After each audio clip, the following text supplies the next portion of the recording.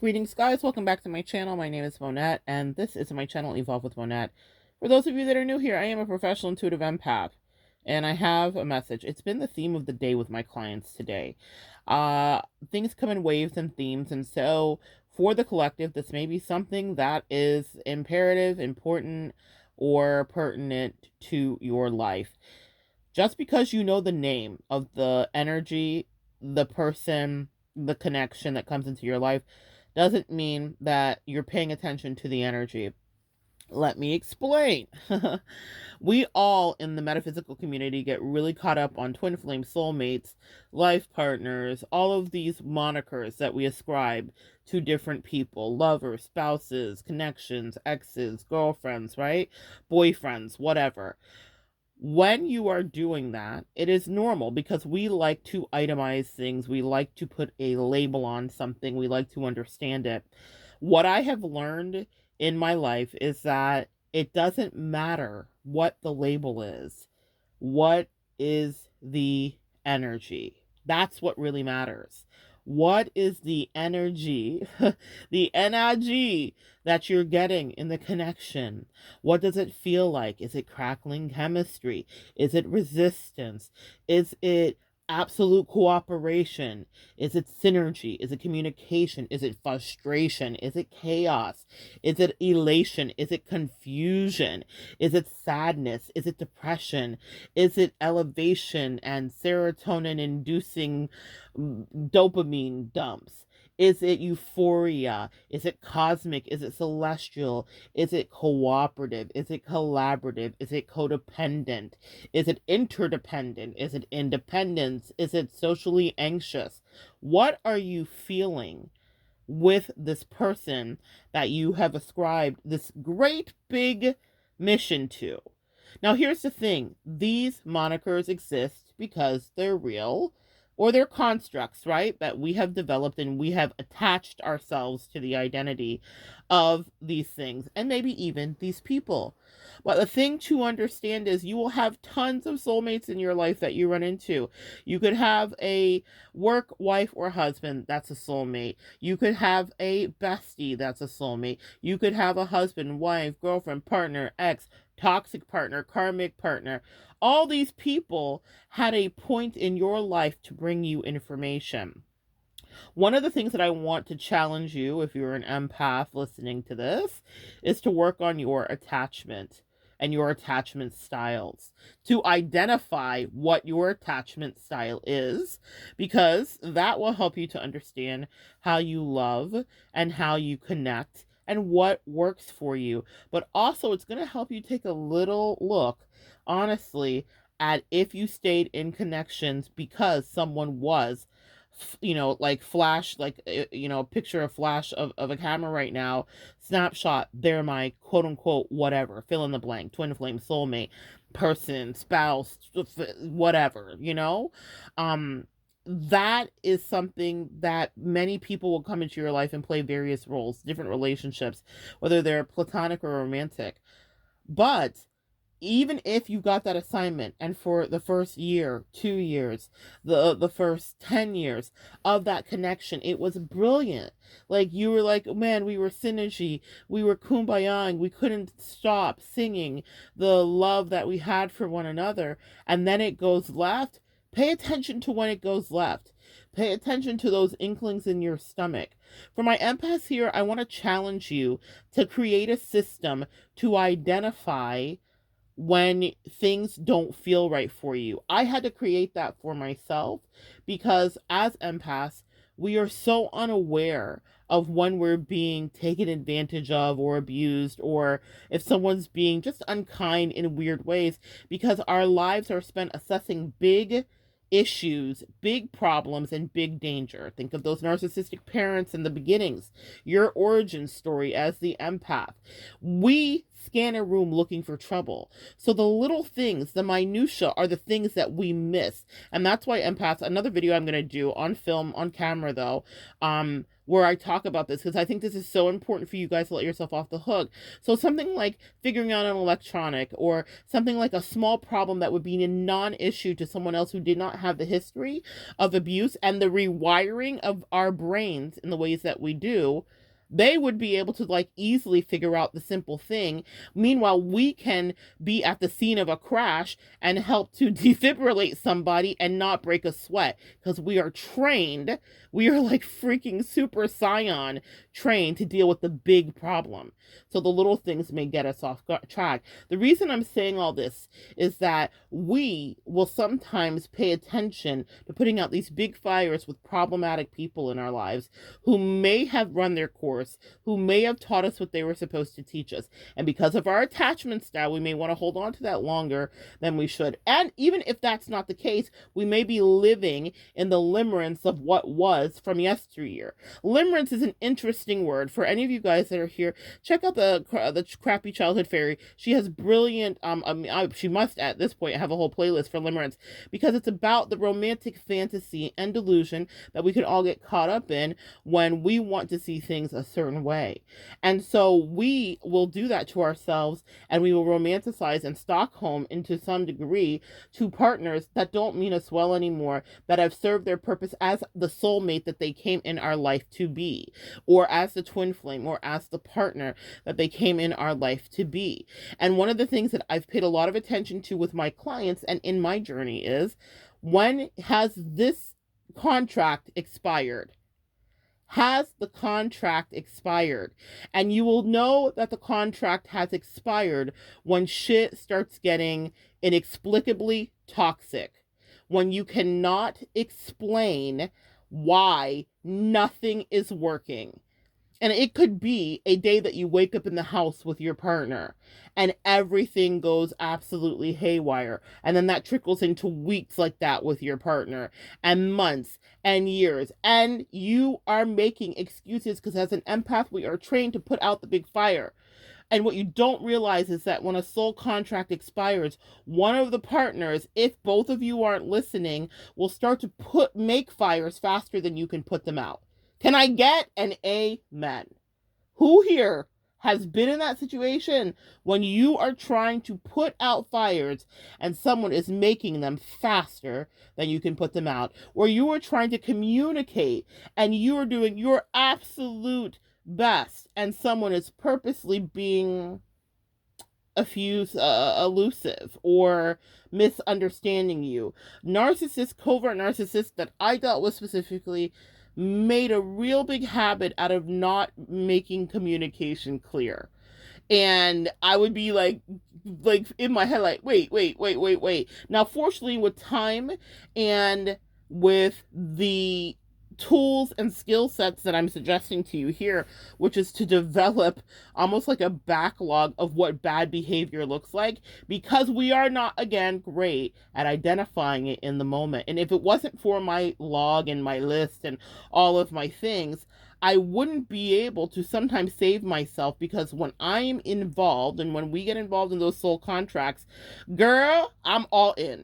I'm all in. I want to be the best person to whomever it is that I know I have an assignment with, whether they know the fullness of the assignment or not. I remember being with my ex and being so involved in the saving and the raising of her and her craziness and her kid, and giving every single thing I had to that fucked up situation infinitesimally, and draining myself. Hashtag autoimmune issues, empaths. Hello, anyone? Hashtag mysterious illnesses and disease. Hashtag bleeding stomachs and crazy time. Hashtag hair loss. Hashtag weight loss. Hashtag weight gain. Hashtag almost dying. We all, unfortunately, to some degree or another, have been there if we didn't get away from people that were sucking us dry. But it's not that these people came in to be evil initially. And I know some of you guys were like, well, Monette, some people actually, I think, did purposely come in to be evil. Yes, I have too thought that about an ex or four. No, I'm just kidding. There are sometimes with breakups and exes and stuff where you just still like the person and it's not terrible. I've had a couple of those too where I like think people are cool as shit and it's not any love lost. But we all are not so fortunate to have that moment, and especially with some of the more toxic soulmates and people. But when shit starts to go toxic, guys, it will just mess up in every way possible. And that's your cue. That's your angels, your ancestors, the universe. That's the elementals. That's the collective. That's the aliens. That's the Palladians. Everyone's screaming at you, get out. And they will make it so unbearable for you to stay that you will end the contract and walk away in ways that will probably never allow you to come back. In my journey, I can only speak from my personal experience. And then also, I'm so grateful to be able to pull from the myriad of stories because I work with people across the world, across the diaspora, across ethnicities.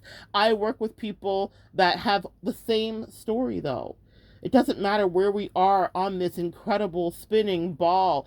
We all focus on this thing called love. We all focus on these connections. We are here specifically to grow in the juxtaposition of the connection.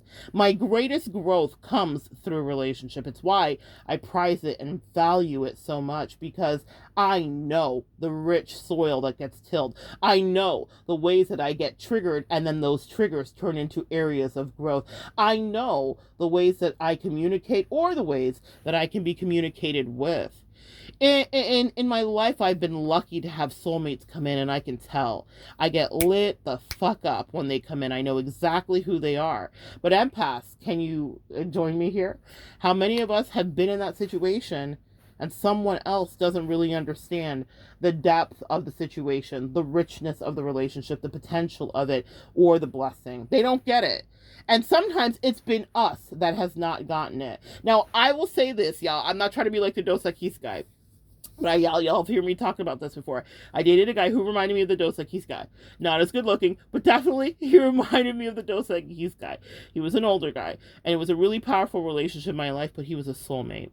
And I knew exactly who he was. And when he came in, I remember him being super clear with me about his attraction, about his situation, about the complications, about this, that, and the third. I was in my 20s, the time when it's very appropriate to do these things.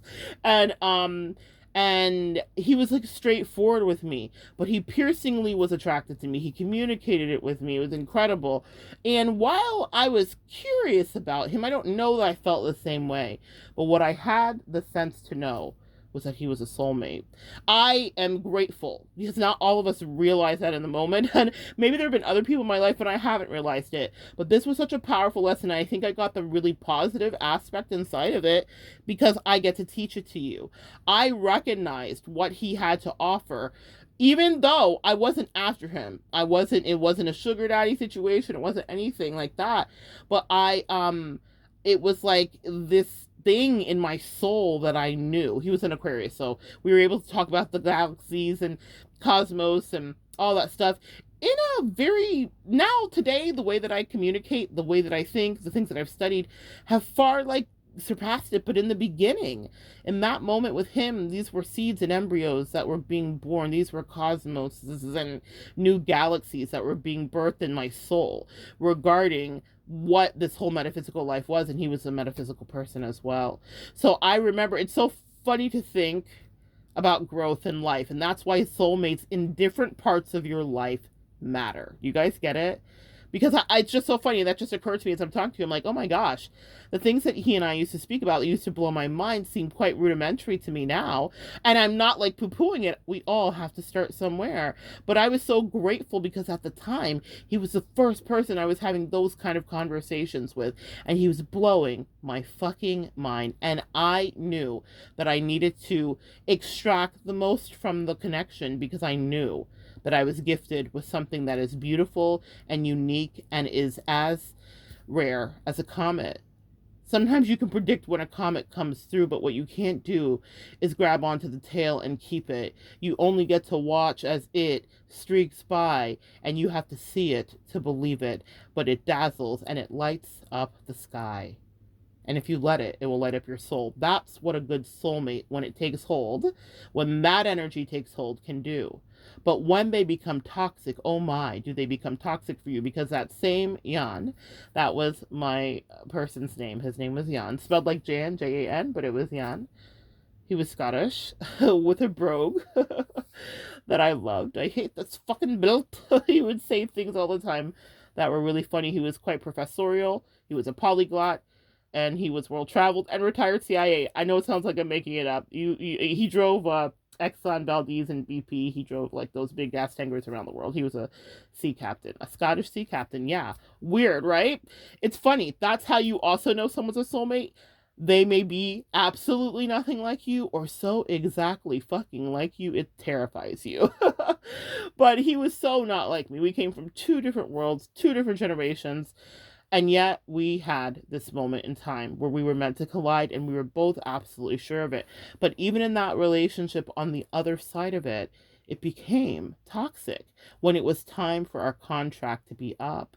Things no longer worked with the ease that they once did. Communication that was once effortless and languished into the night and early mornings until the dawn broke became stunted and staccato, cut off like notes being played in a jazz club that was empty by people that were sad because no one had come to hear that music. I couldn't do effortlessly with this person who I knew adored me what I once could do, because I knew that the words in his mouth were not true at that time in our incarnation. You may ask, Monette, what caused that schism? Well, life was lifing, and it was time for me to evolve into a different situation. And I manifested it. I actively knew we create from contrast. And so from our love, what I wanted to manifest, it grew. But it wasn't something that was for us two. That's the hard part about soulmates, is that, or lovers, or twin flames, or any destined cosmic thing. And anybody, even if you're not that spiritual, you just happen to stumble upon the channel, these words are not secondary in your lexicon, then you know what it is to have a lover, and you're like, I don't know, I had crazy chemistry with that person, I don't know what it was. We all have dated multiple people. Chemistry is not the same with everybody, and you all know exactly what the fuck I'm talking about. You know exactly what I'm talking about. Chemistry is not the same with everyone. Sometimes you have it, sometimes you don't. If you, let's say you're like, I think of I was watching a Kevin Gates clip earlier. Kevin Gates is a rapper who is kind of renowned for being ridiculously overtly sexual. Let's say you, and he was talking about meeting his sexual match. Let's say you met your sexual match at one point in your life. You're like, oh my gosh. Now you've slept with other people, but for some reason, that person, whether it was 20 times one time or 50, 11 times, blew your mind every time. And you blew theirs. It was mutual. That was a soulmate. Message. So it's not as deep as we all, we're all like, oh my God, you could have a sacral soulmate. That might have been your sacral soulmate for some reason. And y'all needed to teach each other whatever your loins taught each other. Let's say you connect with someone and you're friends with somebody at a library, and it's weird, and you guys make friends, and it's like this person's homeless, or maybe you're homeless and they're not. You've been in that position, and then you form this uncanny alliance. That was a soulmate. For those of you guys that watch Bad Vegan, when Sarma found herself in a Tennessee hotel off the beaten path after all of the corruption had been corrupted and the narcissist had drained the life out of her, and she'd been just absolutely co-opted into the crazy, she made friends with a guy that worked at like some kind of shop, a Quiznos or something. And it was just this guy, and he'd pet her dog, and he'd talk to her, and she wasn't famous Sarma, who had pioneered vegan eats for the elite. She was this dishwater blonde girl who was sad with a really cool dog. And they formed a friendship, so much so he ended up involved in the series. And maybe they're not friends to this day. And he kept her dog when she went to jail too. But that was a soulmate alliance. If for any of you guys that watch Bad Vegan, that was something that struck me. There was a lot that struck me in Bad Vegan, but that was a soulmate alliance. Also, her alliance with that narcissist was a soulmate alliance, believe it or not, because the narcissists in our life teach us things about survival, about boundaries, about personal space, about who we are and how to be in the world and thrive, and to teach us that we can survive. So even though you may not want to be linked to them forever, you need to extract from the bone the marrow. You need to take from it whatever the nutrient is out of that relationship, even the most toxic. But if you are in a partnership, a friendship, a bestieship, I get this a lot. I have a thing on my menu on my website that is called the bestie breakup. And guys, I get that reading more than you would know. It's like the quiet, silent thing that women don't talk about when besties break up, how devastating that can be. And so that's a soulmate, your bestie. And, you know, it reminds me of the song with Doja and Sweetie, where at the end, she's like, you know, that's my girl, that's my soulmate. At the end, she said something to the effect of, that's my mother, that a soulmate, you know?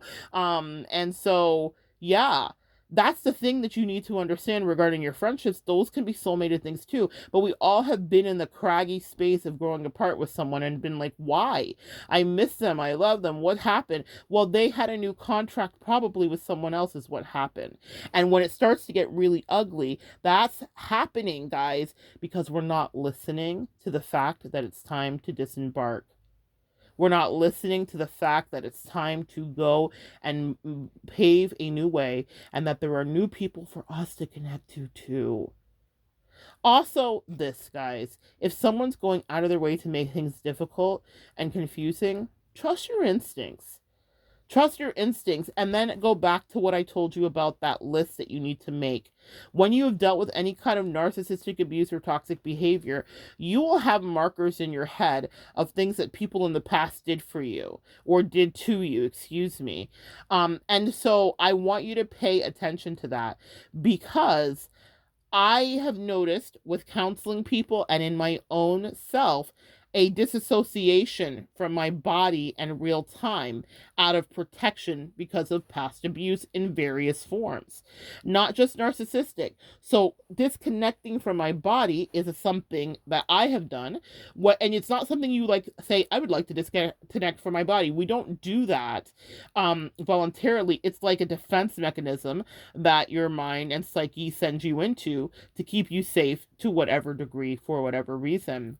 And so when people were being, the first half of my life, people were being so ridiculously terrible and narcissists were narking, and I had no idea, and I didn't have the tools to understand what was happening. So I would disconnect. So it would be other people that may overhear something that was said to me or done to me, and they'd pull me aside or maybe interrupt in the moment to be like, are you going to allow XYZ? Have any of you guys ever been in that position? And for some of my like really timid empaths, my favorite line from Drake right now is, I'm a timid soul, I can't I don't know, I'm not saying it right, but he said something about, I'm a timid soul, I can't worry about bitches, okay? And that has been my line lately. I'm like, I'm a timid soul, I'm too timid for this shit. But what I will tell you is this, is that a sweet, really sweet, dewy, sappy empaths, we definitely can do that. We definitely can disassociate in order to protect ourselves. And so in order for me to catch things quicker as I started to develop my strength as an empath years ago, I was like, okay, this happened and this is like this. Because even if it was happening in the moment and I could intellectually connect it to a past toxic person or behavior, I still wasn't registering the disrespect, because that's an interesting thing. I wonder what the because is. I don't know that I even understand why I wasn't registering the disrespect. I think it has a lot to do with not knowing that people don't talk to people like shit all the time and treat people like shit all the time. And I think a lot of us can relate to that. And so I now have that marker, and it's really, really important to create that kind of internal checklist for yourself about what toxic behavior. Patrick Lehan, he's a therapist, a clinical therapist on here as well.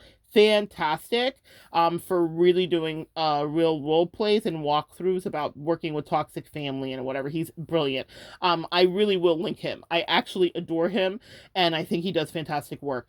But when I'm talking about that list, the reason I said that about him is because he had a short that I thought was fantastic where he was talking about the fact that empaths don't often register that people are treating them like shit or talking to them like shit or being really disrespectful, because again, you know, he didn't say this part, but I'm going to piggyback off of what I was saying earlier. We're fantastic at assessing the big problem.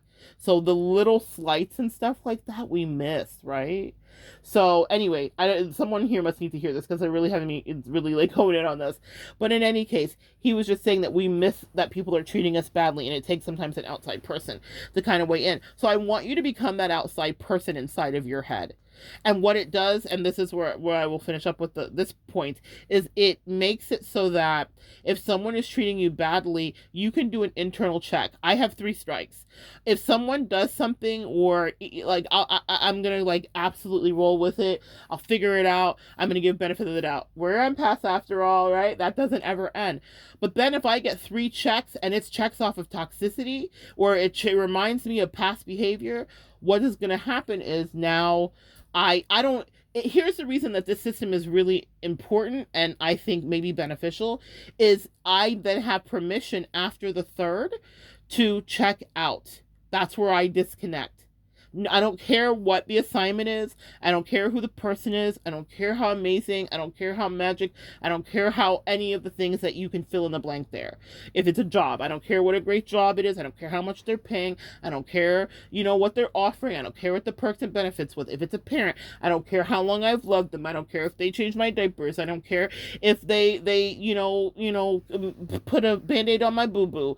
I don't care. If there is a violation of toxicity and it checks off on my past list of toxic atomic bullshit, then there is now a boundary.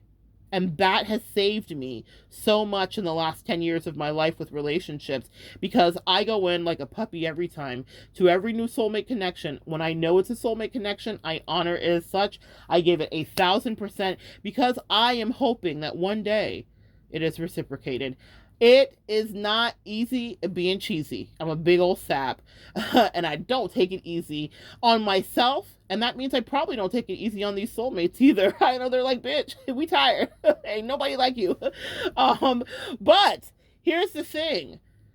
You need to understand, empath, that you don't have to change yourself to get what you deserve. And you don't have to constrict and contort yourself into pretzels to stay in soulmated connections just because they are the magical, elusive unicorn soulmate thing. Yes, you're not wrong. It is that. But if it's going to be on some bullshit, don't you have enough baggage? Don't you have enough things on your toxic atomic bullshit list already that you don't need to add new ones? Don't you love yourself enough?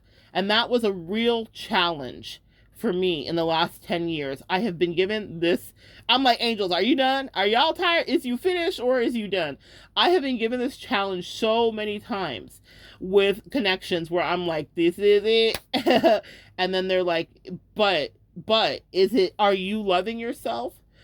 You know, that's a thing, y'all. Do you love yourself? Do you love yourself enough to not be whatever form of whatever is whatever? So whether it's the parent, whether it's the job, whether it's the partner, whether it's the bestie, are you being loved, communicated with, and respected, or are you being disrespected, gaslit, and confused?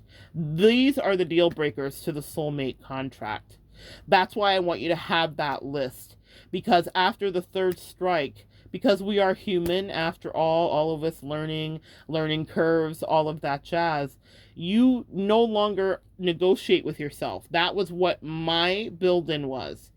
After the third strike, I don't negotiate with myself anymore, because empaths, how much will we go back and forth with ourselves about something, trying to give someone, especially if we care about them, or especially if we're invested, like a business opportunity, a job, the benefit of the doubt. We will ignore whatever the red flags are, and they don't have to know that you understand what the fucking red flags are. They are your red flags. I don't tell, and I never have, the past connections or whatever. You did this, you did this, you did this, and this was like my cult leader, and this was like my ex, and this was like I don't get into that with people. I had a thing with a family member, y'all, and she was triggering the absolute freaking flip flops out of me, okay? And she did something that a cult leader, I've never in all of the years of my life had someone replicate this exact behavior that the cult leader that I was under the domination of. No, it wasn't even that intense, y'all. He was a cult leader though. But the cult leader that I was under, see, that's my trauma. Did you see that? Like, I'm hearing my therapist in my head right now. Like, I'm minimizing a fucking cult. Anyway, y'all, I'm working on it, sis. I'm working.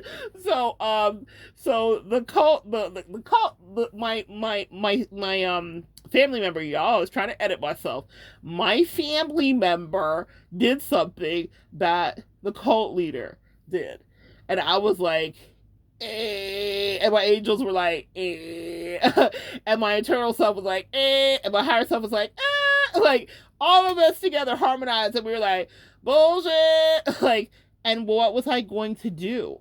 So because I had that list made in my head about what bullshit feels like, because I dissociate from it, I was like, that is danger. This is my family member, though, my empath soul said. But you love her, my heart said. But you care about her, my soul said. And my brain said, run. And thusly, I did. That is it. I do not haggle with my intuition. I take it as a super red flag. If anyone haggles with me and my intuition, occasionally, sometimes somebody may not fully get it. But if it ever happens, because, empaths, what are the things that we got called a lot, right? Like over dramatic or whatever. And y'all, we do have flares. I'm a whole Leo, so I'm not gonna like act like I don't have my own streak of that for sure.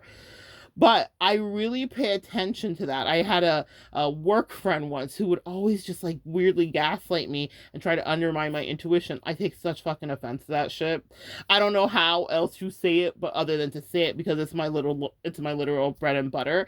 And also because people in real time can see that I don't lie. And empath, you don't lie either. Whatever your intuition is your intuition. So when it comes to setting boundaries with people, and guess what? That family member I mentioned, she's a soulmate of mine. Not every family member is. That one, very specifically, bestie, if you're listening, you know exactly what I'm talking about. That one specifically is a soulmate of mine, and she challenges the absolute fuck out of me, and I still had to put boundaries up, and it sucked. But I knew we had a mission. We were in each other's life and brought back into each other's life after a long period of time to reconnect, because she was going to help me grow and I was going to help her grow, which, PS message, is what all of our soulmates are here doing, helping us to grow. We help each other grow. You know that you've gone and got yourself a good old juicy soulmate if they stimulate you as much as you stimulate them. It's rare. You think it's easy. It's not. I dare you to try to find it randomly. No. How many of you guys have been in one-sided friendships, loverships, relationships, courtships, marriages, where one person is not bringing anything intellectually, emotionally, or spiritually to the table, and the other party is responsible for doing all of the heavy lifting, right? Well, this family member is interesting, stimulating, dynamic, powerful, smart, well-traveled, multilingual. I adore. And yet she's a challenge and a habitual boundary fucking line stepper. What did Rick James, what did Charlie Murphy say about Rick James? He was a habitual line stepper. That's my family member. We all have one or two of those, right? That's my family member. I love her so much. It hurts. And I have to be the one that is her karma. Empath. You will be that sometimes. But what I won't be is drugged through the proverbial mud, being in the wake of her energy because we share the same DNA. If she's out of pocket, she's out of pocket, soulmate or not. And that's easy for me to apply to a family member. It's a lot harder when you are in love, in like, in limerence, in delusion, in Stockholm with a narcissist or with a lover that's not that toxic, but kind of toxic, or maybe just a person that's not right for you. Attraction, and this is something that I pay a lot of attention to because I talk about love all day with my clients, dulls our senses. The reason that 91% of the calls that come to me are from people regarding relationships is because I get to be your glasses. I get to be your goggles. I get to be your periscope, your telescope. I get to be the binoculars. I see things from a different view because I'm not in it. But my God, if I'm in it, I'm just as dumb, just as foolish, just as ignorant, and just as led by the nose as any of you were human, yeah? We're all susceptible to our emotions, and that's why a third party sometimes in regards to counseling and therapy is fantastic, because you get a bird's eye view into relationships in a different way. And it also happens to be my specialty, y'all. I don't know why. I love my angels. It's so funny because my love situations have not been like idyllic to any degree. I'm like, why y'all made love my specialty is beyond me. I fight with them all the time because I feel like they just have me over here stirring my applesauce, which means maybe being a teacher and helping you guys live. And sometimes there's a lot of teaching involved with teaching, and that means there's some lessons too. Anyway, back to you and all of this. What I want you to understand is you don't stay in soulmate situations just because they've got that stamp on them. Yes, they're special. Yes, it's I want to say it's rare, even though I'm like, they come the whole time. You do get several in your lifetime, and they're in various forms. They're not always romantic, message, but sometimes they're romantic too, sis, okay? Sometimes they be romantic, all right? Sometimes they will be a romantic connection. So you have to know what it is, and it's something you probably both will agree on. Me and that family member were like, we're soulmates. This is a conversation that we had when it was good. You know, when it was good and plenty, when there weren't jabs and weirdness and jealousies and underhanded comments and backbiting and all the bullshit that comes along with family, right? And so she voided our contract, and I told her as much in my very trademark way because I was like, ma'am, ma'am, I want to love you. But what I'm not going to do is get my feelings hurt every day being up underneath you, trying to make you see these lessons cosmically that we were sent in to give to each other. I'm not going to play these reindeer games with you, and I don't. I love that person probably more than I love anybody besides my mama that is living. It's such an interesting thing to have to put up boundaries when all you want to do is embrace somebody. But when a soulmate contract expires, if you don't put up boundaries, you're going to endanger yourself, empath. Do you hear me? You will get hurt unnecessarily. Every time I've overridden my intuition and not disconnected immediately when I felt like something was some bullshit, I have lived to be hurt. And every time one of my clients calls me and they disregard the advice that I may give, because y'all have free will, just because I'm advising you doesn't mean you have to take it. And sometimes you're not supposed to. There are sometimes I'm doing a reading for somebody and I know that they're going to not listen to me. I'll even tell them, you're not going to listen to me and I'll talk to you in 3 months. And they're like, hey, sis, I didn't listen. Or, hey, girl. It's been 3 months, so that thing you had said, now I get it in the positive too, right? I just had a client tonight who was like, I'm going to shut down my business. And I was like, no, it's about to explode. And she just got like a like from someone on TLC and her business is going so big. She's going to Oaxaca, Mexico to like get new sourcing. And I had predicted chocolate. And she was like, it's not bar chocolate, it's hot chocolate. And oh my God, you were right. There are amazing moments that happen in any reading. And I get both ends of them. So I'm so excited for her. I'm going to ask if I can share her information. But yeah, she's amazing. And she works in the metaphysical field and everything. Anyway, guys, it's mushrooms, microdosing, all that stuff. I was so freaking proud of her. But that was 3 months ago. That's a conversation. And also sometimes 3 months ago, the conversation is I'm not taking your advice. I build that in. I understand that that's how we are as human beings. But if you don't listen when it's time to disconnect, or when it's going to go left, or someone's going to start to treat something poorly, you will be the one empath that pays the price. And the reason that that happens isn't because the universe hates you, and isn't because you've been a bad boy or a bad girl. It's because we are taught through pain, and we pay attention. And sometimes, especially with the inferno that my ex relationship was, the only time we'll take our hand off the fire, if this is literally away from the fire, is when it's so hot that it shocks us. I don't want you to find yourself in a shocking situation because you didn't listen to the subtle and then maybe not so subtle signs. Because when a soulmate connection, a twin flame connection, or any kind of cosmic destined thing starts to shatter, starts to tremble, starts to break apart, it will be a pebble at first, and then a rock, and then a boulder, and then an avalanche. I don't want you to be under the crushing weight of the emotional avalanche. We are timid souls, empaths. We can't stress about these bitches. Not just bitches, but dudes, men, energies, and maybe euphemistically bitches in totality, right? The fact of the matter is, and when I say that, I'm not saying about women, I'm saying specifically like bitch ass people. People that are pains in the ass. Or maybe not pains in the ass. People that are misguided souls. People that are toxic and unwell. We are empaths. I'm going to never stop saying it. It means we're lighthouses. It means we attract people that need fixing. It also means that we need fixing sometimes too. And a soul contract that is new and nurtured and healthy can bring a lot of healing to you. But when it starts to get corrupted and corroded, it's going to add injury to you. Okay? We don't have all the answers. Sometimes you're going to get someone that's sent in for you that fucking blows your mind. And then you have to decide how you manage that, and how you keep it, and how you nurture it, and how you don't sabotage it. You will be put in the opposite position. If you're always the empath that's helping, they'll send you someone that's a helper. It'll happen. It has to happen so that you understand the balance of reciprocity, or what it feels like to be a stubborn ass patient, or what it looks like. You get to look at yourself as a stubborn patient. I certainly have. And got to see like, oh, I'm a pain in the ass.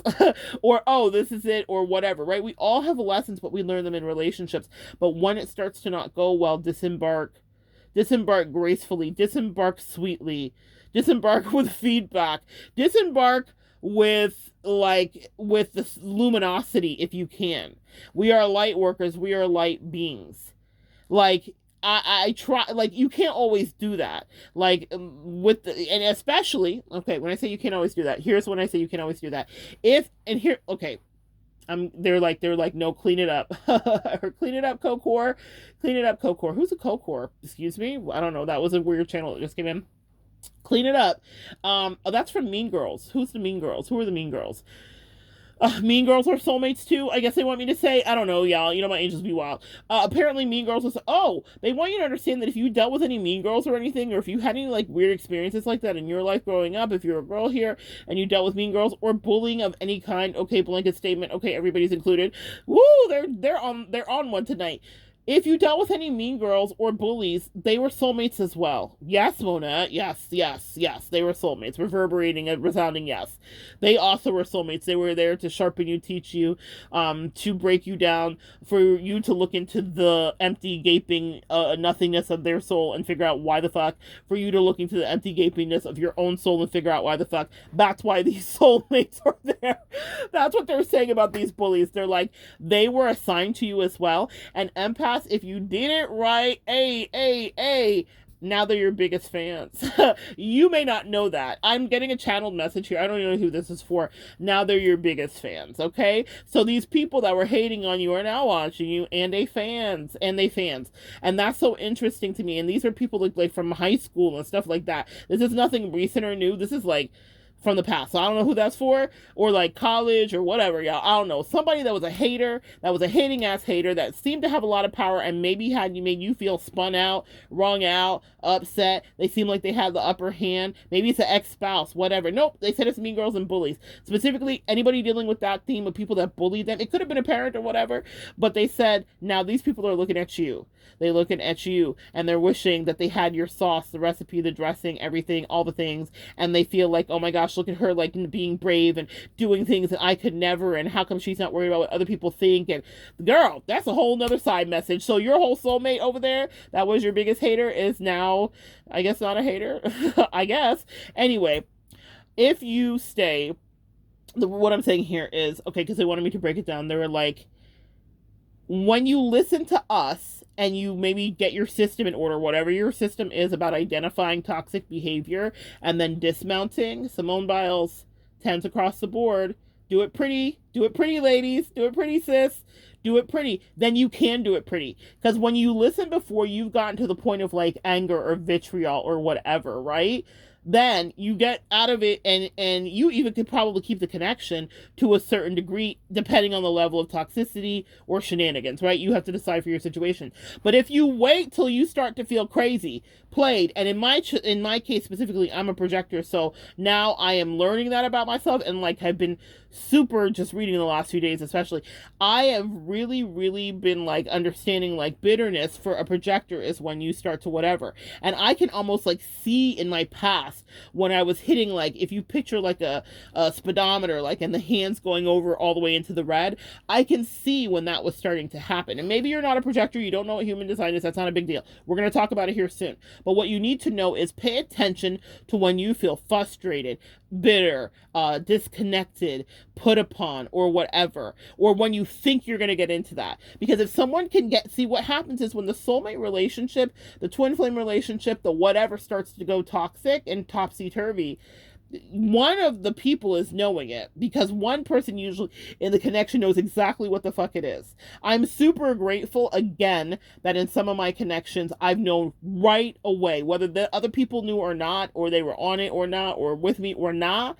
I knew. I'm like a dog with a bone with it. I'm like, I know what this is. So I'm only gonna, but the difference is, the evolution is, after 20 years of shenanigans and shenanigery, I am not as invested in, we gotta see this through to the end of the stars in the sky. I'm hearing Kanye, we're gonna take it to the moon, we're gonna take it to the sky. I'm hearing Kanye. I'm not that invested anymore, because I understand that more soulmates come in. And I also, not Paulo Coelho, this is Miguel Ruiz, the 4 agreements, attachment, back to attachment. That's a big deal. When you start to want to like keep someone, check yourself. I check myself. I might overcheck myself. I'm so aware of when that hits. So that's the thing. And a lot of us will stay in these connections because we're like, oh my God, oh my God, oh my God, oh my God. All that stuff. That's so us empaths, because we haven't healed a lot of that trauma. Even as girl, and this is no accusation, y'all understand that we are literally working on healing trauma for the rest of our entire lives. You never stop, okay? You never ever stop. I'm thinking of Wayne Dyer right now, who was a thought leader and a guru. He grew up in an orphanage, and if you were familiar with Louise Hay and Hay House and all that stuff, he was an author. His books are still in circulation. He has passed away. But right before he passed away, he was at some retreat getting some new spiritual enlightenment. He had another wife, 4th, 5th, whatever. It's so funny. We are good at some things and not good at all the things, okay? So that's what I would say about Wayne. But he was great at some of the things, and some of those things was being incredibly inspirational. In any case, he was still learning brand new lessons days before he died. We never stop. And he was teaching brand new epiphanies days before he died. So please do not beat yourself up if you're like, what do you mean I have another lesson? Yes, another one, DJ Khaled. It never stops. Another one. You better get used to it, because there's another one and another one and another one. And what matters is how you manage when all of them coalesce and come together. So, all right, let me get to the end of this. I keep getting off track. The soulmate, and my phone is about to die. Hold on one second, guys. So the soulmate, we were good. We were on 1%. Okay, so you guys don't understand. My phone and me, We go through it in the trenches out here. All right. So, what was I gonna say? When that soulmate relationship goes toxic and topsy turvy, it is a strong indication for you that you need to get out of it, or it will just get worse. And I find that a lot of empaths are the ones that end up absorbing the collateral damage of that fallout. Does that make sense, guys? Like, we're the ones who are like, oh, my feelings are so hurt. They're so hurt. They're so hurt. If you let someone take you, you guys saw my Versace video, right? I had a new connection in my life. I was vetting the person. I was like, they're interesting. I'm attracted. I feel like that, like we have some kind of like magical chemistry, whatever. And then shit started to go really left. It started to get really haywire. It started to turn into a different thing. Was she a lesson? Yes. Was she a soulmate? Yeah, probably, because she had an assignment to teach me a lesson that altered my soul. That's basically what the soulmate is. She shifted my soul. She taught me a new protection method. She taught me discernment. She taught me a lot of things. Well, it was really interesting because I was reflecting on this because I was talking to a client about it recently, and she'd done something that was in my list of the toxic things. Does that make sense? The things that I had compiled to protect myself from past experiences with horrible people so that I could know when someone was being mean to me. I know that sounds crazy, right? But we addressed it. So she did a thing, and I remember knowing that I needed to disconnect. I knew it. And so I said to myself that I'm going to do that, and I even made a note to myself about it because I'm a nerd, so I write notes to myself and make lists. And I could reflect upon within a month and a half after that first note was taken, I allowed her with her toxic, invasive, insidious octopi tentacles to get into my soul, which is exactly what she was designed to do. But get in a way that got me out of character. You guys understand? And I hadn't been like that in like 12 years. Like, I hadn't had any kind of moment like that since a really malignant narcissist that I dealt with. So that was the tell. She's toxic. She's definitely on the list of the terrible things. But what was really interesting was that I lost it so much, and I think you guys have heard me tell the story, and I was in the room with my bestie, and she was like, I've never heard you like that. And this woman's known me for like 8 years. And she's like, I've never, ever heard you like that. That's crazy. Like, and she wasn't saying like she was disappointed. She knew that it was well warranted. And later we found out how well warranted it was, like a whole thing. Another story for like 10 years from now. That girl was a piece of work. But what I will tell you is that I was not wrong. And I want you to hear me, empath. The Leo in me speaks up for any part of your ego that is a timid soul that has stressed about these bitches. If you know something, you fucking know it. And if you know it, unless communication happens or unless your discernment tells you otherwise, don't talk yourself out of your truth. That note that I wrote to myself predated a month and a half prior that I needed to get away from this crazy bitch. Yeah, that was causing me stress. Was exactly the right notion because the level that I got to when it was time to finally disconnect made me not uncomfortable, but like frustrated with myself that I took it there after not having that kind of energy for years for anybody. And you know why I was so mad? Not at her. I expected her to be the toxic soulmate lesson that she was. I was mad that I didn't listen to myself. That's the real burn of staying or outstaying your welcome in a connection with somebody that's not giving you back the energy you're giving them. It's not that you're going to hate them. I mean, if you stay long enough, I guess you could. And that's why I pay a lot of attention to the right timing of things. But it's going to be that you hate yourself. Because I have had moments like that where I was like, why did I let that keep going? I knew that this was a problem right here, right then, right now. And I learned something from a old friend of mine from the military, um, who was like, you need to tell the truth to yourself and tell it faster. Tell the truth to yourself and tell it faster about these soulmate twin flame connections, whether they are toxic, whether they are tempting, whether they are titillating, whether they are tantrum inducing, whether they are world turning or not. Tell the truth to yourself, about your love, about your family, about that business partner, about that business, about your fitness regimen, about your connections, and tell it faster, about your bestie, about your husband, about your wife, about your girlfriend, your boyfriend, your non-binary goldfish. Tell the truth and tell it faster, because that's how you avoid imminent disaster. And the imminent disaster for the empath is the expenditure of our emotions in a volatile state, because it dysregulates our chakras and it dysregulates our adrenaline glands, okay? Our adrenals. So that's a real thing that then goes into the tangible autoimmune the tangible yet elusive autoimmune disorders. You guys get the Venn diagram that I just drew you? If you allow someone to fuck around and find out about that internal beast and temper that we keep suppressed empaths, it dysregulates you. I be watching folks. I was listening to somebody, and it was so funny.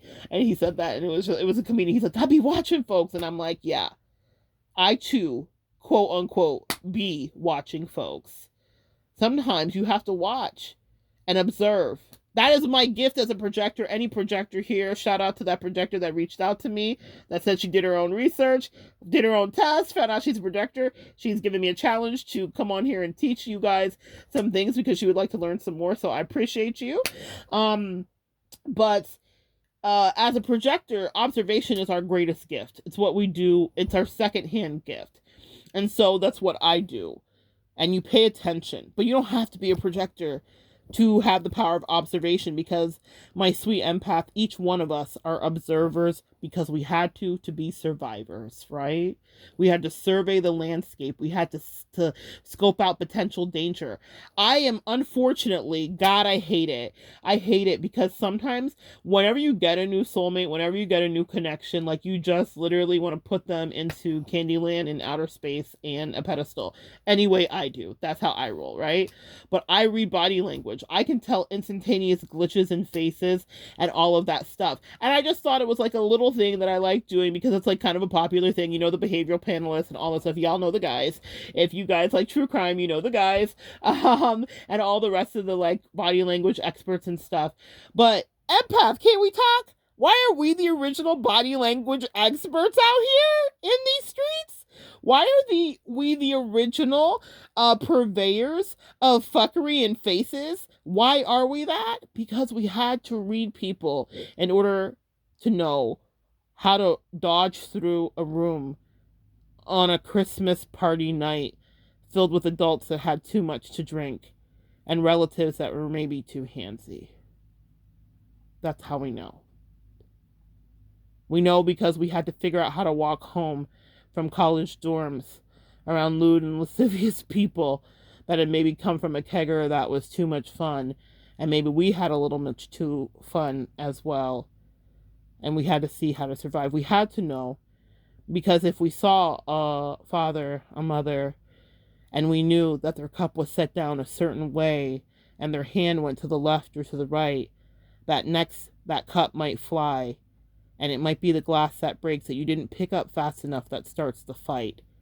But you knew from the slight tremor in that person's hands that there would be glass broken and a fight that night. That's how we know how to read body language, unfortunately. And it's the gift and the curse when you want to stay in ignorance, because you can always see. So I'm going to ask you to open your eyes and take a look and see what's really around you in these connections. and see if it's breaking apart in front of your face. If you're going through a breakup as we speak, or if you're going through the wrapping down of a cycle of anything with a person. So a person that has a soul. That's a soulmate. Toxic or nah. Was it amazing for some time? Maybe. My long-term connection certainly had some moments of amazingness. Not enough for me to justify and put as much gasolina into it as I did. I put 20 on 10, on 50, on 100 for a person that was giving me nickels. Not even a cup of them. Just a few breadcrumbed on a very dirty, speckled with gum sidewalk. You have to ask yourself what you're worth. Okay, empath? And know that you cannot exist in a poverty consciousness about relationships. It will be tempting. And sometimes you will get something so delicious that you'll ask the angels, are you sure? With my ex, it wasn't that it was so delicious. It was that I loved them so much that I asked often and for too many years, are you sure?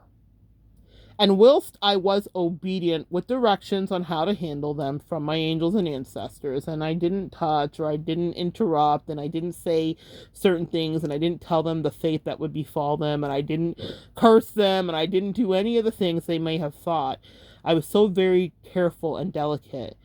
But I got drugged, sweet empath, because I overstayed my welcome.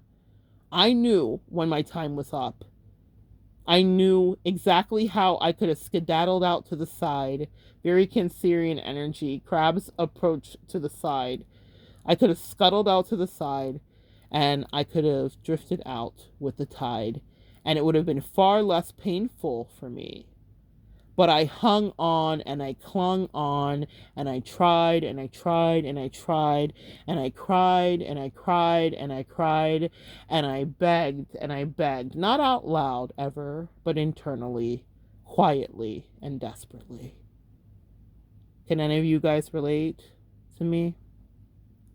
Have any of you been me in a connection that's falling apart for every fucking one to see? But you're holding on blindly. That's when we get hurt the most, guys.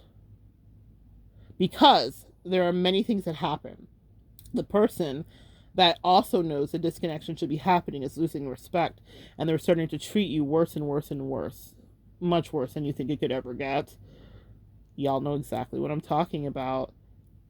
And you're losing respect for yourself. Your self-esteem is shook. You are on the ground. In tarot, it's called a tower moment. Your goose is cooked. It's scorpionic energy. It ends things. It wrecks you. It's the avalanche, sis. And you got to that point because you passed 1, 2, and 3 and allowed it to escalate to this. If you can get out in 3, then you've learned your lesson. And that person will get reassigned a new person to teach them whatever you might have come in to do, and the same will be true for you. Now, depending on how it's handled inside of the relationship, that's when we talk about what that karma do. But soulmates will be reassigned, and lessons will become anew. Even if it's for the ex that was dreadful, then karmics for them. And maybe beautiful new connections for you, or vice versa. Decide who you are in the scenario. But if you stay, it will be you who is feeling crazy because you will have known that you passed your 3 and you let it get to insanity. And I don't want you to do that. Soulmates come and go. You'll like some more than others, but with each one, you will know that there was a lesson to extract to help you grow. That's it. That's all your angels say. That's all you need to know. Don't make it more than what it is. Don't make it less than what it is either. Seize it. If it's delicious, enjoy it. And then, if it's not working, release it and manifest it differently. One of the things that I find helps when going through a breakup is listening to love manifestation mantras. I know that sounds crazy, right? I'm sad. This hurts. I hate it. What's going on? Um, are they this? Did they that? Da da da da da da da da da da. All the stuff, right, empath?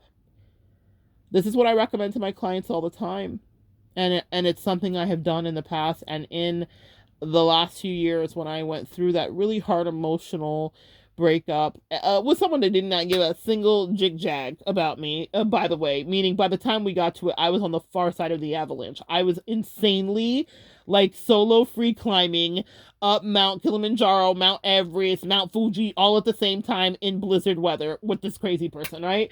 So I literally was destined for death in that situation, and an ego death, I did die. That's why I'm also like, get out of 3, y'all. Don't let it get to past that because you will get your feelings hurt. And so when I was in that situation with that person, I was just like killing myself trying to make it work. And I lost my train of thought, but I think I was saying I was killing myself trying to make it work and all the rest of it. And it didn't have to be like, when I think about it, it just didn't have to be like that. Um, because I got new soulmates, like I got a new bestie, I moved on. Like, it's so funny that I thought that that was the end of it, and very much like what I was saying. Thank you, angels. That are like, well, I don't even know where I lost myself, but they brought me back to this. What I was saying regarding Jan in the middle of the story here, that soulmate that I had at that time, I thought that was so amazing. And it was. And I will never like poo poo it. It was incredible. But so many other amazing experiences have happened since then. So much other growth. And my instincts to release that, as painful as it was for me and for him, um, was the best thing I ever did. And it put me to a whole new season of my life and whole new experiences and whole new revelations and whole new connections and whole new lovers. Like, it was amazing. I was so grateful for his energy, but I was also grateful that even though he was reluctant to do it, he he released me. Sometimes you won't always get that. Like, people won't always co-sign the release. They're going to be possessive, or they're going to be addicted, or they're going to be toxic and just want to keep you around to use you as a scapegoat and a punching bag. Hashtag narcissist. So you set yourself free in whatever capacity that is. And do it understanding that there is more before you, sis. It is not over. Also, this is what I was talking about with the breakup music. Thank you. They finally got me back to my point. It's not over. When I played that breakup music and meditations, excuse me, that you can find here on YouTube, or you can just download or whatever, whatever. I also have apps, like there's an app called Calm that I use and all kinds of stuff. But I would play love manifestation. I have a favorite one. Maybe I'll link it in the community page that I listen to all the time.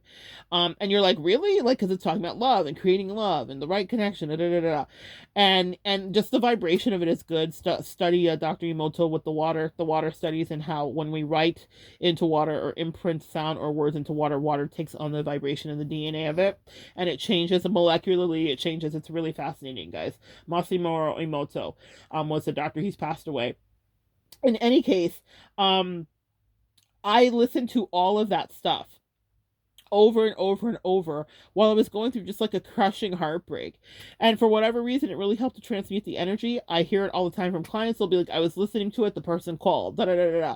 So guys, I'm telling you, when you're in that state, it is so tempting to lose yourself in like repetitive toxicity, because you're like, it's the end of the world. I thought this was my magical person. Yeah, they was magic. It was true. And you guys had a magic moment. You did. You did. You did. But if they don't see the value in you, can you stay, sis? No, you can't. You cannot. Leo won't let you stay. Leo doesn't let me stay. There's nobody I could have loved more than that person. And I was like, I'm the fuck out of here, because you're wiling, and I will not be disrespected this way. I don't know. That's my internal Leo. She has a thing about being disrespected. It's a pet peeve. It's a trigger.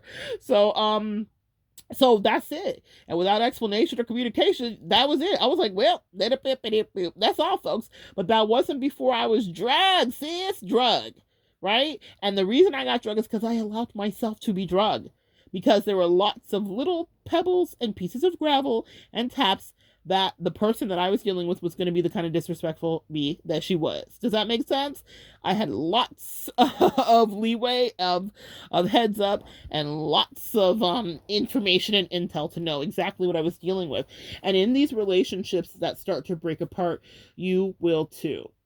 There could have been no sweeter connection than the one that I had with that Jan in the first few years of our connection. I could have never imagined that we would be sniping at each other and being ridiculous and petty. And though it wasn't much, it was enough that it was noticeable, uncomfortable, uncharacteristic, and a clear sign that the exit was this way.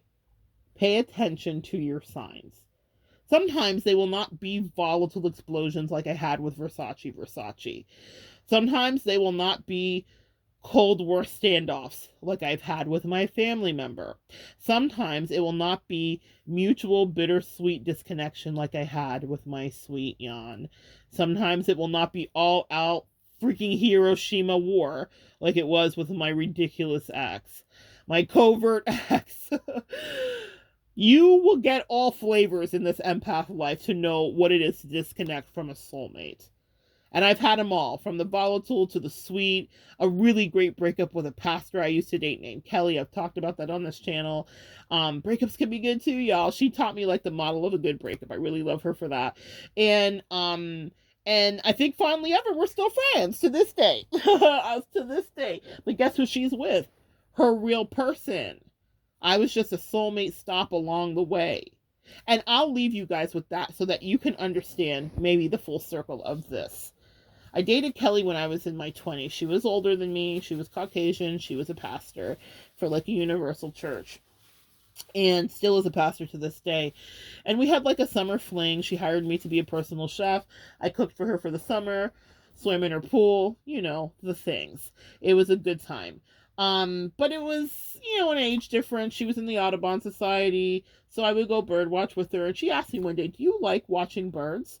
And I was like, no, but I was just doing it because I liked Kelly. Went on vacations, went to Miami, did a couple things. She'd bring me around all of her pastor friends, had fancy pastor luncheons. She was really sweet. Let me drive her Prius. That was back in the day. So, I really enjoyed Kelly. But we were really not compatible. It was just a summer fling. It was a thing. And at the end of the summer, she's like, look, I'm manifesting this job in Georgia. I live in Florida, guys. She's like, I'm manifesting this job in Georgia, which is a state above us.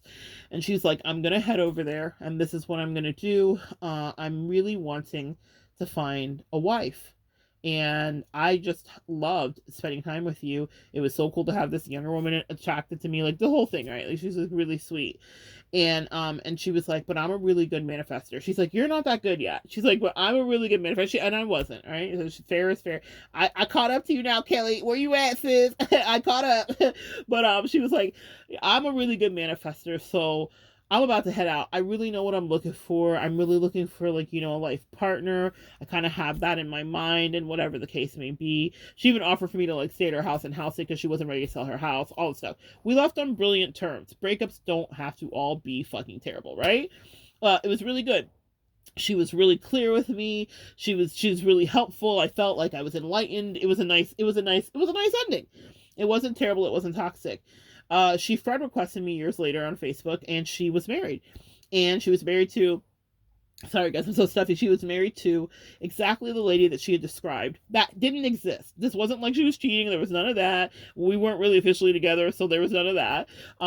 She hadn't even met this person. She literally met her. She was on the board of directors to the church that she went to, and they fell in love, and they are together to this day. If you see the picture of Kelly and her partner, you will know that they were meant to be together.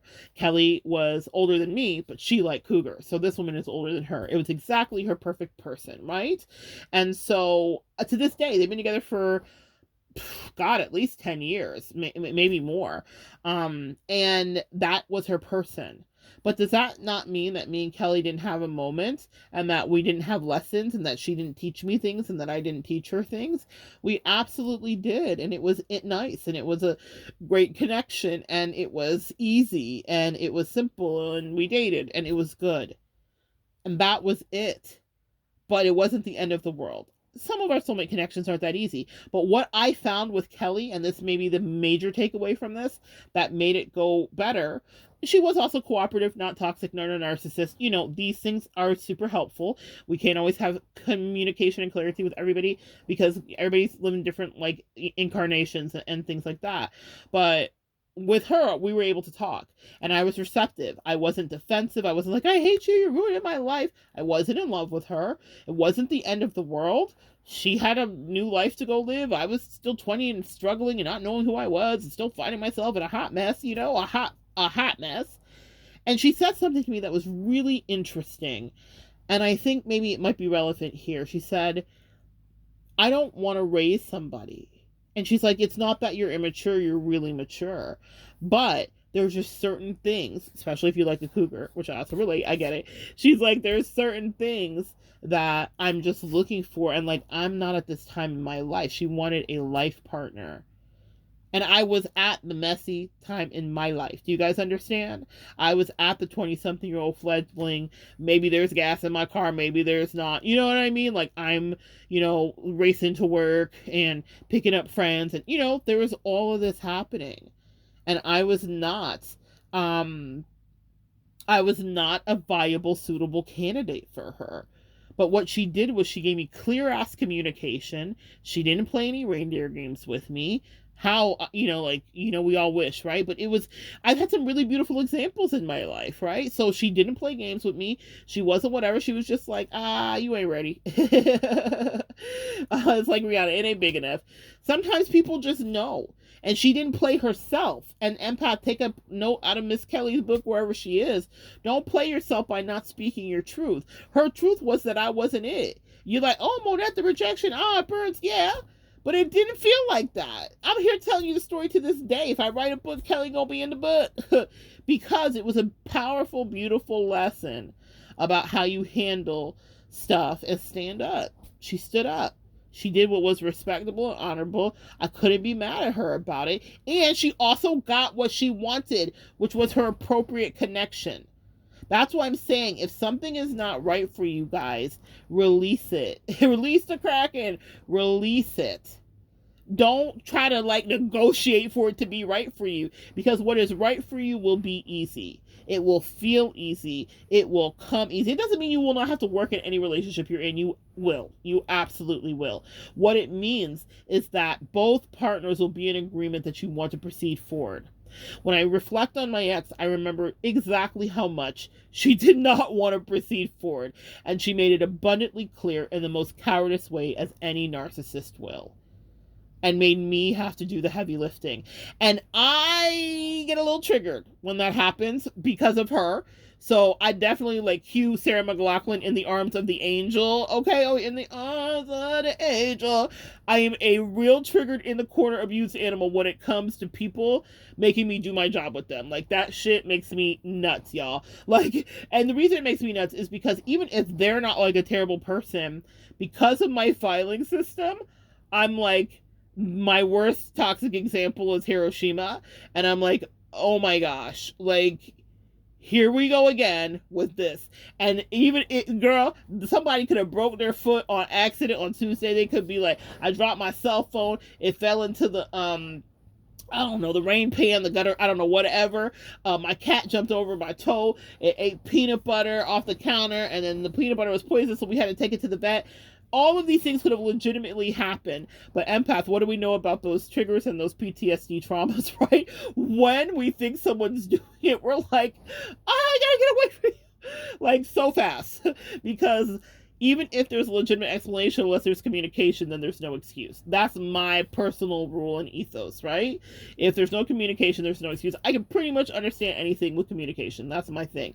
So if someone's not proceeding to move forward with you in a relationship, Stop giving them all the doubts and the benefits. Stop it. You know, they know, and your ancestors and angels know. And sometimes people are trying to make you do the terrible thing and be like, ah, and whatever. And sometimes people don't want to be the bad guy in the breakup or whatever the case may be. Sometimes they will treat you terribly enough until you leave. And that's why I'm saying, no, stay for the avalanche. Get out. And also know that there's more on the other side. Think of Sweet Kelly, married to her wife to this day. Probably till death do them part, happily for both of them. Like, they look delightful. They travel the world together, they live their best life, and they watch birds. Because guess what? Her wife was already in. That was my favorite part when we caught up. Her wife was already a card-carrying member of the Audubon Society. You see how that works when you release what's not for you? Even though I was the not for you thing, and go get what is actually for you? She didn't have to make her wife watch birds with her like she had to make me, right? She didn't make me. But still, I didn't care. It was like, oh, these are pretty, I guess. But I wasn't obsessed with it the way she was. We didn't have those similarities. You ever met someone that you have a lot of similarities with, and it's just good chemistry, and it's juicy, and it just works, and it's like, you guys are like the same person, and all that stuff? That's what her and her wife were. And that was not my ministry. It was not my ministry to be that or provide that for her. And that's why another message, I guess I'm on a roll tonight. Don't fake who you are to make someone happy. If you're an introvert, an extrovert, if you're reclusive, if you're a party animal, if you're an avid napper, whatever, be whoever you are, because you can only hold your breath and keep the mask on so long. And in order to figure out what's going on with your compatibility, if you do finally decide this soulmate connection is one I want to explore, be your authentic self in it. I didn't lie to her and tell her I love watching birds. I'm like, no, I don't mind. But guess who did love watching them? Her wife, who came built in, fully loaded, not just with the factory presets, came fully loaded with all the things that made Kelly's heart light up and that made their attraction go for each other and made their love strong. There are soulmates out there like that for you. Monette, how do you know? I keep writing into the Basura ones. Okay, yeah, me too. Sometimes it happens. And then sometimes people are wonderful. I can speak for many wonderful people in my life currently that came in after getting rid of toxic Hiroshima. So sometimes you'll get wonderful new connections, new soulmates, besties, friends, partners, business partners, opportunities. And you'll learn new things. And they'll like the Audubon Society. They'll like hot Cheetos. They'll like avocado toast. They'll like great tea, coffee, whatever your drink about, whatever you like. You will find that you will share these similarities and it will be easy. What I want you to pay attention to is when it gets uneasy. How do you conflict resolve? How do you move forward? How do you communicate? And if you can't do that together, then you can't be great. And some of these soulmate relationships, it disappoints me so because there's so much untapped potential. Because if you're brought together with someone and it's juicy and good, the sky's the limit. The manifestation capabilities and possibilities that you have with that person are infinitesimal. You guys can build an empire and a life together. And a lot of people jump ship before they can get there, or they allow the little tempests that rage around them and the seas that might roil and the skies that might thunder, because life will be lifing and happening. And they'll allow that to dissuade them from pushing forward to get to the prize of the manifestation of being moguls or being a power couple or being an incredible business. I think about Vegas. I think about the donut lady that makes the couture donuts, and she's beautiful. She's of Mexican Latina descent, and she is a doctor. She's also married to the founder of Raising Cane's, a fun fact. And she has all these donut shops throughout Vegas, but her and one of her girlfriends, who's also got a PhD, I believe, as well, decided to do this thing, and everybody told them that it was impossible. They are soulmates. And they pressed through a lot of rejection, a lot of people telling me it's not going to work, and now they're blowing up. They had a soulmate assignment, but they had to press through whatever their limitations and restrictions are. And in little snippets, she talks about it on some of her shorts, if you've seen her. But now she's making donuts for every celebrity, from Bad Bunny to Snoop to dignitaries to politicians to whatever, and getting her name out there because she has a great product. That's another message about work ethic. Virgo loves that. But what I will tell you is her work ethic is ingrained in her. And it meant that her and this partner of hers is not a romantic partner. She has a husband, the partner has a husband, they have kids.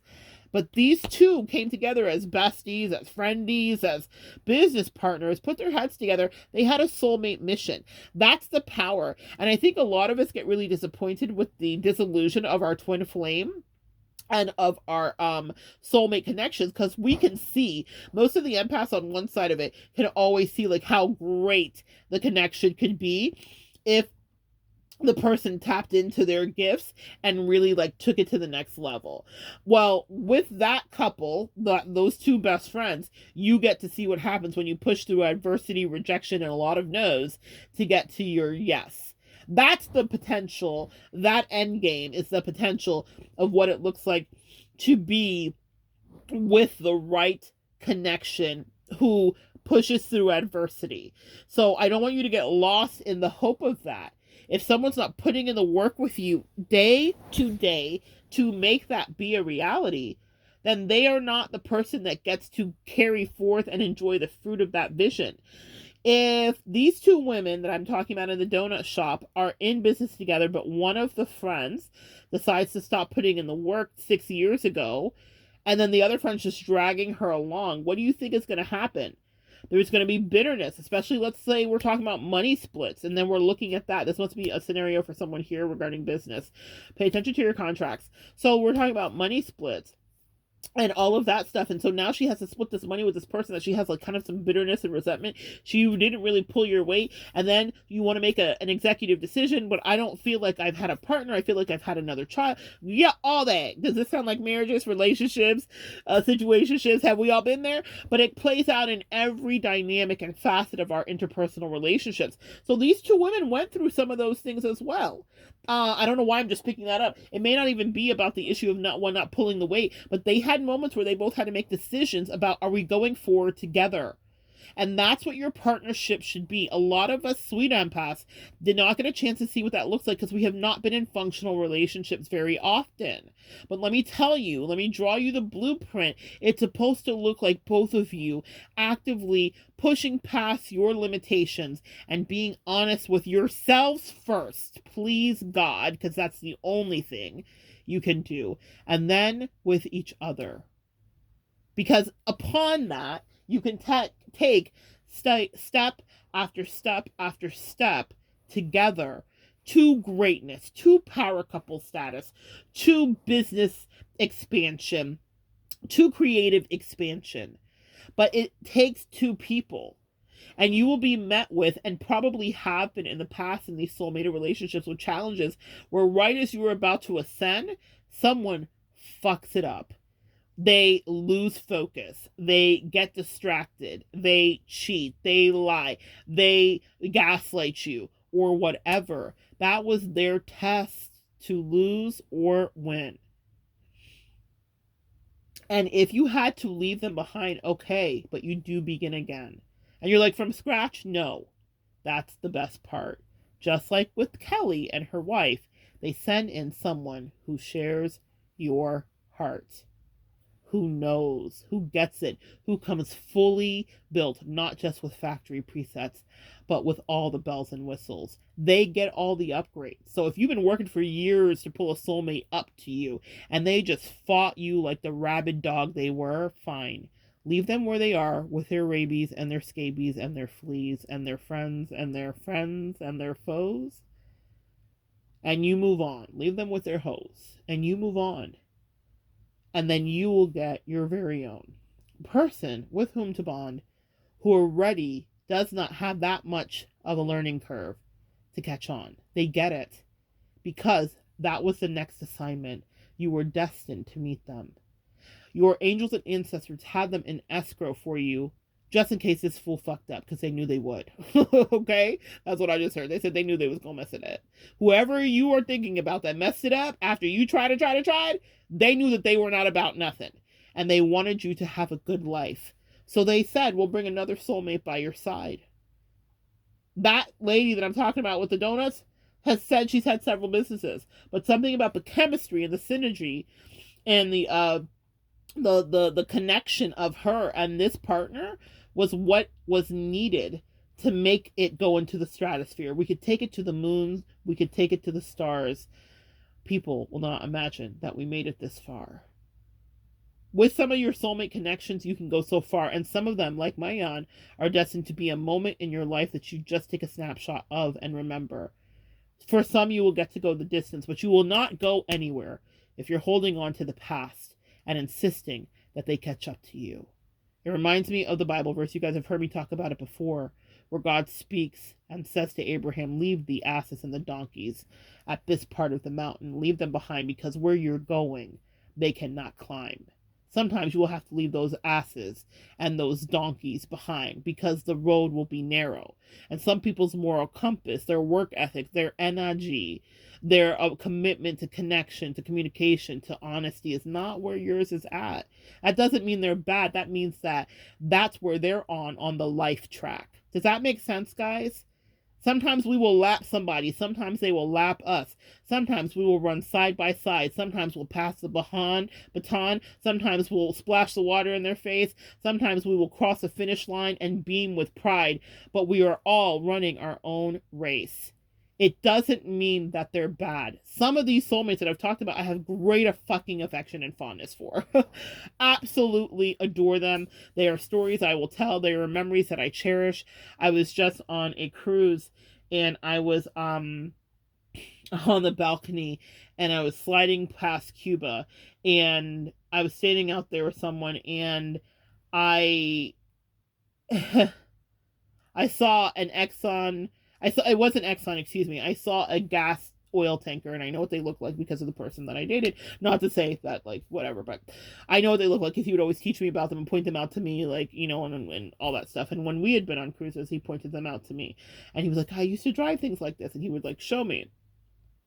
And I saw it, and I knew, such a full circle moment, that person's energy and spirit was communicating with me in the moment and saying that they saw me and saying that they loved me, and they were saying that they loved me being happy, because I was so happy in that moment where we were literally sliding past Cuba. It was daytime, drinks were flowing, I was super lit, I was buzzy and happy, I was laughing, and there was good music playing, and there was good company. And I knew that the Jan that had loved me, that's not with us anymore, was saying hello in his own full circle soulmated way. The good soulmates always stay, even if they go away. You will never forget the memory, whether they cross over or you just have to move on to new energies and connections in your life. The ones that leave a positive impact, leave a sweet taste in your mouth and a smile on your face. And you honor them in your own way. And on that day, I had a full circle moment with Jan saying hello from across the way. The person I was with had no idea, probably didn't even register that it happened. But I remember saying to them, oh, this moment is the memory for me. Being on the balcony, sliding past Cuba, being super buzzy and happy, laughing and dancing, but out to sea, just off in the distance, was a gas tanker that was a big hello for me from a soulmated connection from years ago that I had to let go to set myself free to be standing on that balcony with someone else, somewhere else, a lifetime later. But the connection that me and that soulmate had in that moment, who was out at sea, who is off on his next journey, could not have been stronger. It's not all bittersweet. It's not all tears and sadness. Sometimes there is happiness, there is nostalgia, there is gladness. And there is the moment that you have, that you revere, when you remember those beautiful moments when you held that soulmate near and they taught you lessons. that came clear from the cosmos and reminded you that you've been here before and that you will be here again, and that they will never ever stop being in your energy, being your lover, being your friend, even when the sky stops falling. I love you guys. That was what I wanted to teach you about tonight. I guess it went everywhere. But yeah, yes. Say yes to yourself. Make protection lists for yourself so that you can just check it off. And you can stop second guessing toxic behavior, even if it's benign, even if it's minor, if it's minute. It matters if it's about you. You matter, sweet empath. The reason that you would even question, well, it was little, is because we've been taught to override even things. If it hurts your feelings, it's not little, sweetie. If you felt slighted and you felt like someone should have common sense and know better, it's not little. It's big. It's a lot of the things. And it doesn't mean it's the end of the world. And it doesn't mean that it can't be resolved. But what it does mean is that you can't stick up for yourself. Okay? Also, if the soulmate's dragging you through the mud, walk away. You'll get another one. I promise you. It's just that simple. I know you guys hate it. I know the collective hates it. I know the collective tarot reading or tarot watching company, excuse me, gosh, I can't say it even. The tarot watching community hates it. Because that's a lot of repetition of like, let's emotionally masturbate about this person for the rest of our lives. I can't do that. Like, you deserve new love. You deserve your own dance. You deserve to pop a top again. You deserve all that, okay? At 5 o'clock somewhere, Kenny Chesney, you want to be singing the songs. And I'm thinking of Kenny Chesney songs like, yeah, all that. You deserve all that. You deserve all that. And you may have been praying on your knees till they were bloody red. But I'm channeling Garth Brooks right now. Oh my God. Am I singing Garth Brooks? Sometimes I thank God. I can't do it. For unanswered prayers. Be careful when you're talking to the man upstairs. Just because he doesn't answer doesn't mean he don't care. Some of God's greatest gifts are unanswered prayers. Terrible, but so true. You prayed and prayed and prayed for them, but they were not for you. You thought God wasn't listening, but he said, homie, I got you. I got something better, something tried, something true, something magical, something juicy, something that's specifically cultivated for you. We grew this in the lab. It's special shit. That part, that's what you want to move into. Sometimes God doesn't answer our prayers the way we want him to. When I think about how day and night I was praying for the person that was bringing me absolute deceit and trauma. Pray for my enemy. But that's okay. It all comes out in the wash. You get back what you put in. And that means you move on to another soulmate. And you begin again. Again, and again. All right. Love you guys so much. Come back and join me next time, and we will continue to move on from the past soulmates and understand there's new ones in front of you. Yes, you can have new love that's not going to wreck up your life. And also evolve together.